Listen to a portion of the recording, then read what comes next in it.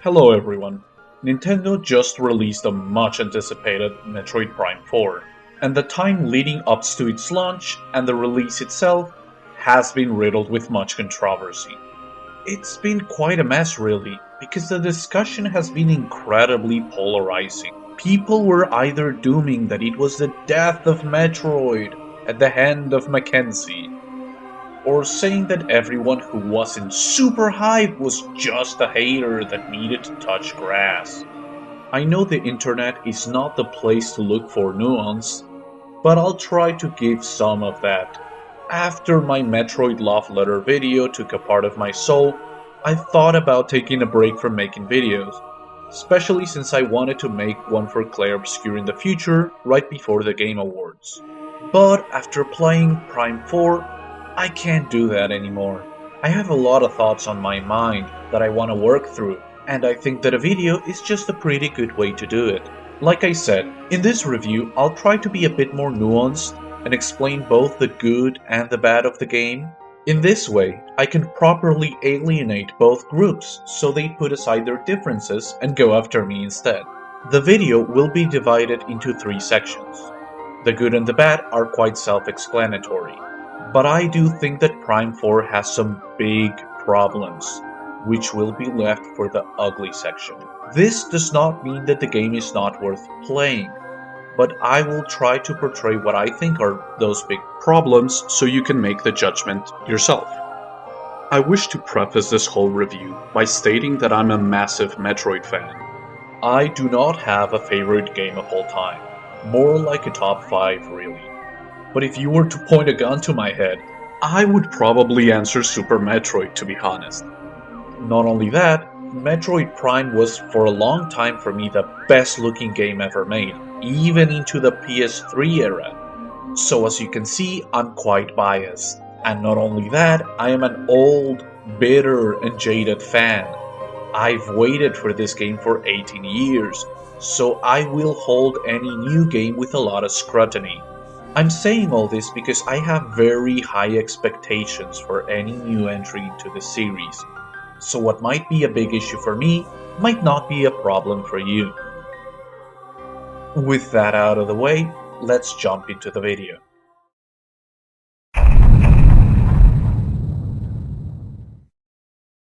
Let's just get this out of the way quickly. This game is absolutely gorgeous.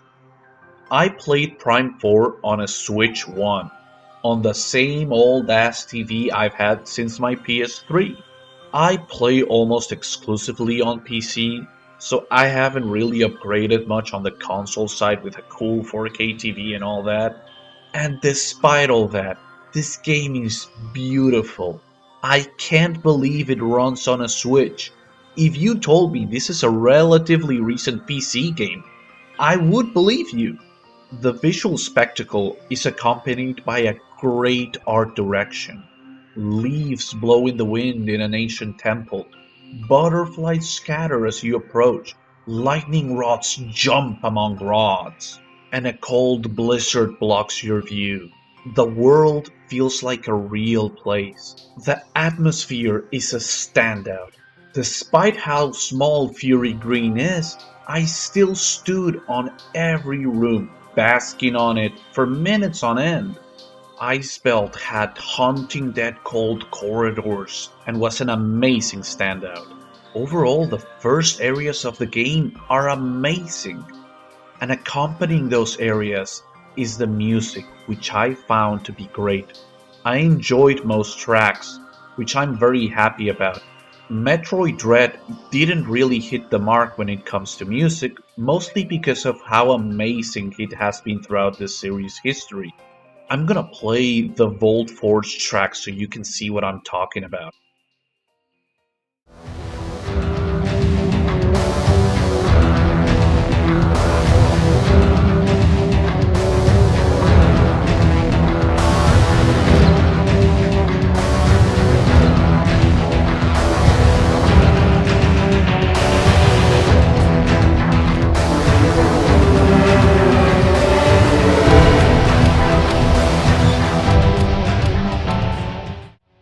You can almost feel the static in the air Hear the electricity jump among coils. It's just spectacular. Most of the game's songs stayed on my mind after closing it. The combat has been improved compared to previous Prime games. I felt like I needed to pay a lot more attention and dodge enemy attacks, learn their patterns, and punish their openings. In the old Prime games, you didn't really have to worry about that. You could just tank the enemies while shooting back at them. That's not the case here, and I really like that. Enemies will fake you out, deflect your missiles, and dodge your charge beams.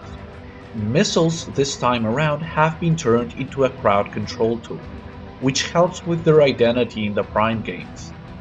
In the 2D games, missiles were your ammo, since bosses were immune to your beam attacks.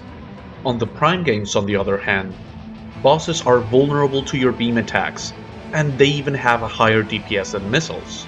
This meant that missiles didn't really have a role. Now they do. They're great at knocking enemies back and putting them on the ground. Beam ammo is back for anything that's not your basic beam. They're quite strong to match. I like this change. Each beam has a special effect. Fire applies damage over time, ice freezes, and electricity jumps among enemies. The bosses are, in my opinion, the best ones in the Prime series from a mechanical standpoint. They actually kill me, they feel like threats. Learning their patterns, how to dodge them, how to punish each of their openings has been really nice. The new abilities, while very few numbers, are quite good, and they're both used for puzzles and bosses. Finally, I can say that the bike, Viola, controls very well. The transition in and out of it is fluid and seamless. Those are the good parts of the game. In short, the atmosphere and OST are very solid as always, and are firing on all cylinders in the first few sections of the game. The combat has been refined, and mechanically speaking, these are some of the best bosses in the series. That being said, I think it's time we move on to the next section and start laying some negative criticism.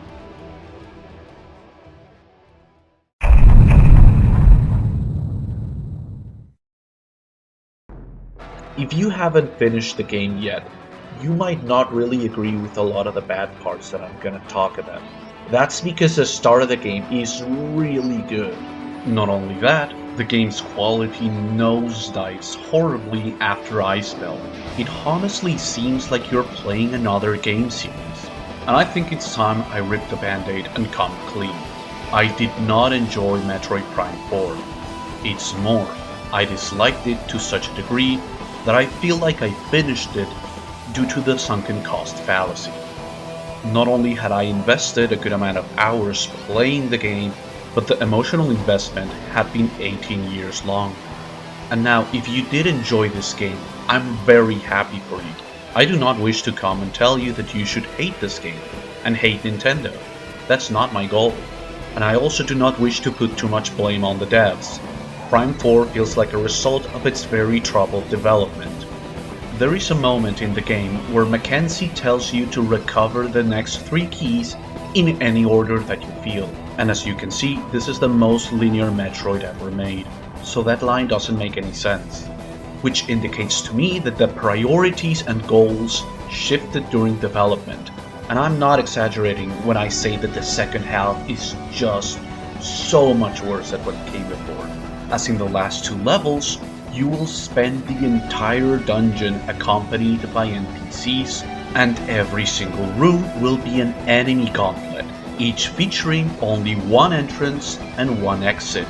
And this leads into what I consider to be the worst part of the game, which is the complete lack of Metroid navigation. The game is divided into 5 separate areas, and they are all isolated from each other. The game tells you to which one to go, and each area is so linear that there's no way for you to ever get lost. There's also no use of shortcuts to improve navigation or unlock alternate paths, since the levels, especially after Icebell, are made as disposable one-way gauntlets. using the same template every time. And to add to that monotony, there's almost no enemy variety. You will be fighting griefers, security bots, and tanks throughout the entire game.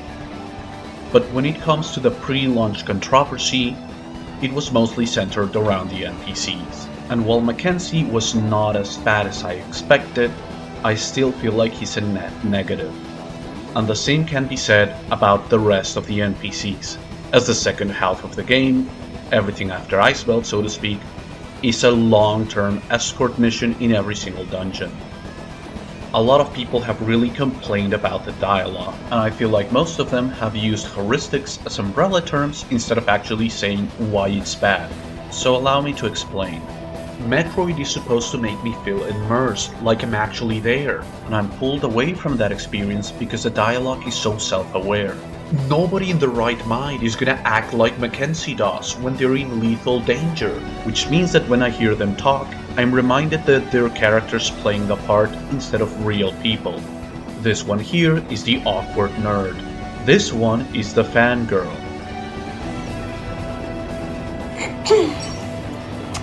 So, Samus, what brought you to this facility anyway? Some super secret mission? But that's enough about the characters, let's move on. And we can move into a very petty form of criticism, which is how much I dislike the area names in this game. There's no Phendrana Drifts, Norfair, Brinstar. I really don't like how simple the names are. Fury Green, Icebelt, Great Minds. There is a complete lack of proper names for anything in this game. We're supposed to be saving these people's history, and those people didn't even bother to name the places where they spend their lives on. And that leads into something even worse. The main thread of the game that causes the downfall of this species is called green energy. Fucking green energy! I can't believe they landed on that name.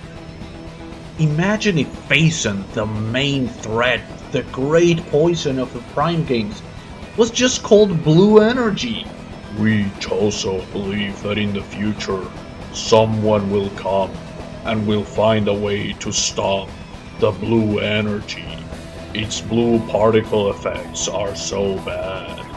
It feels so uninspired. I cannot be bothered to care about stopping the green energy menace. I'm sorry.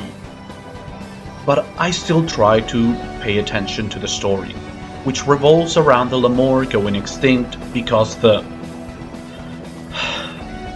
green energy is turning them into monsters by unlocking an alternate evolution path in their genes. Kinda like if something could turn humans into monkeys, since we share a common ancestor. The problem is evolution doesn't work that way. The game is going for Pokemon evolution logic. Oh no, I gave my Eevee a green energy rock and now he turned into a monster instead of Vaporeon or something. It just doesn't make any sense.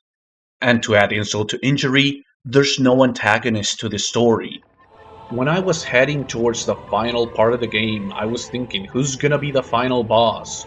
Is it gonna be Dark Mackenzie this whole time? That's why he tortured me looking for green crystals? I know who you're gonna point your finger towards, and I'm gonna have to disagree. Sylux is absent for almost the entire game to feel like an actual antagonistic force. Imagine if the main antagonist in Prime 2 was Dark Samus, even though she's a lot more present and menacing than Sylux. Instead, we focus on an antagonistic force that was involved in the downfall of the species we were trying to save. And as such, the story feels rounded and everything comes together. In a sense, this game is structured like a classic Zelda.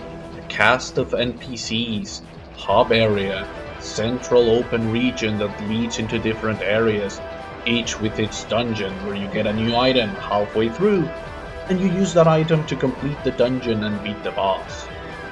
Some of you might think, but Zelda is good. Isn't this good then? Well, the issue is that I'm quite sure I saw John Metroid on the box. There is this meme about a guy who loves blue, and then goes to see the Blue movie, and they're blasted with red while still being called blue. That's how I feel about this game. But it's not over. We still gotta get into.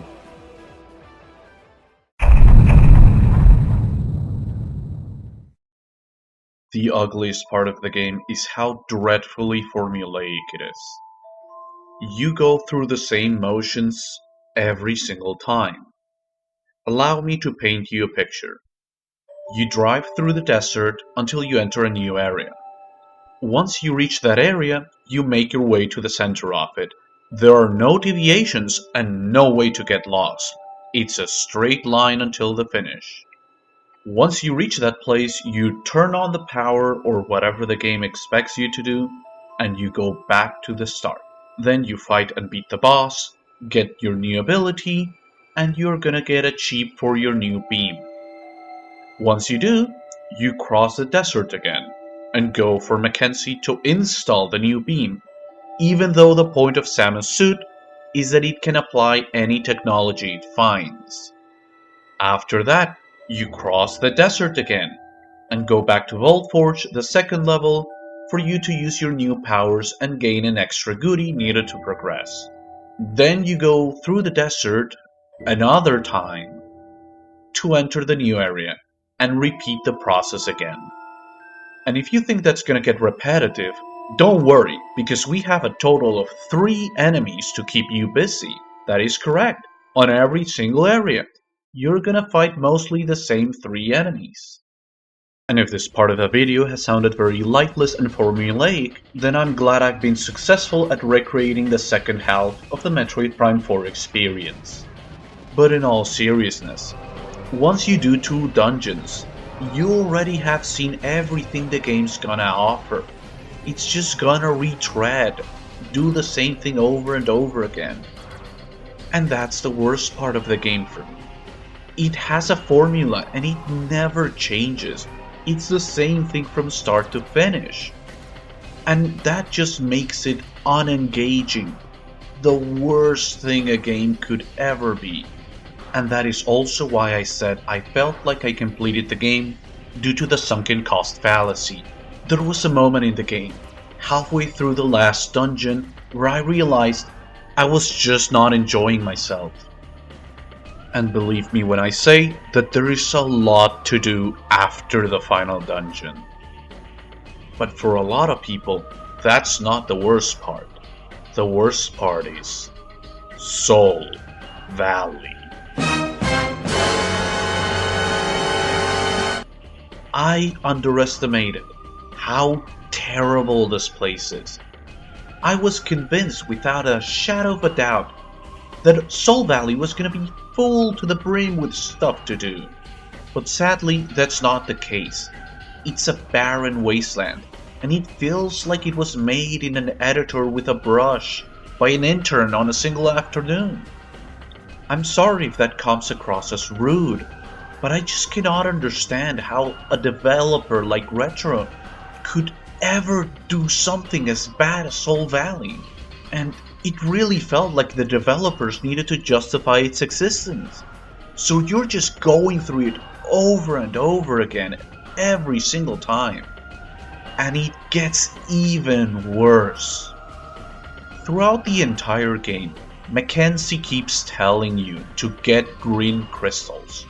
Over and over again, every time you're in the desert, Samus go and smash into green crystals. And I thought it was to obtain optional upgrades. After all, it improved the damage of my basic beam. And the game did told me that I needed green crystals for the memory fruit. But no, it's not optional. It's mandatory. To complete the game, you need to smash into thousands of green crystals. And the progress bar fills up agonizingly slow. I almost thought my game was bugged and it wasn't showing my progress. But no, Retro actually expects you to smash into green crystals on an empty desert for hours on end. I can't believe it got past playtesting. A lot of people will crap on the final hunt for Prime 1 and 2, and while I'm not super happy about those, they serve a purpose, which is to make you go through the world again and explore it using your entire arsenal. But here, there's no purpose, there's nothing. You're just smashing into green crystals as you go. All the while Mackenzie calls you over and over again, Samus, bring green crystals, Samus, green crystals, Samus, don't forget the green crystals. I'm sorry if this part of the review sounds a bit too angry and emotionally charged, but I've waited for this game for 18 years, and I just cannot believe this is the final result.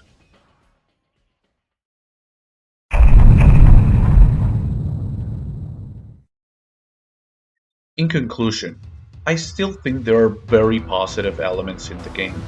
The starting hours are really strong, and the game was really showing a lot of promise all the way into the third dungeon. Like I said, the first half of the game is just really good. But ultimately, it's not Metroid enough. It lacks a lot of the elements that make Metroid great. There is no isolation. NPCs will not just chatter with you, but also follow you around, destroying the atmosphere. There is no exploration whatsoever. The game is just absolutely terrified of you ever getting lost. Either you're in the open world with Mackenzie telling you where to go, or you're in a dungeon that is a straight line where it's impossible for you to ever get lost. There is no interconnectivity. Every area is isolated, and an empty open world connects them in the worst way possible. Like I said, the game still has positive things to offer. A lot of people are enjoying it, and I'm glad for them. Some people say it's still a pretty decent game. But for me, a Metroid game that is not a masterpiece is a tragedy. Anyway, that's the end of the review. I hope I managed to offend both the Metroid Prime 4 defenders and the haters. Please be welcome to have a comment war down below. I'm sure YouTube is gonna enjoy that. Hey, and if the comment is good enough, I will jump on the discussion. Now, if I didn't piss you off with this video, I hope you'll stick around for the Clear Obscure one. The game has been glazed non-stop since it released. Everyone expects it to win Game of the Year, including myself, and I'm just gonna talk about why I didn't like it. So if you're interested in that, please consider subscribing. And if you like this video, please give me a like, it does help, especially for a new channel like mine. Anyway, that's the end of this video. Thank you very much for watching until the very end.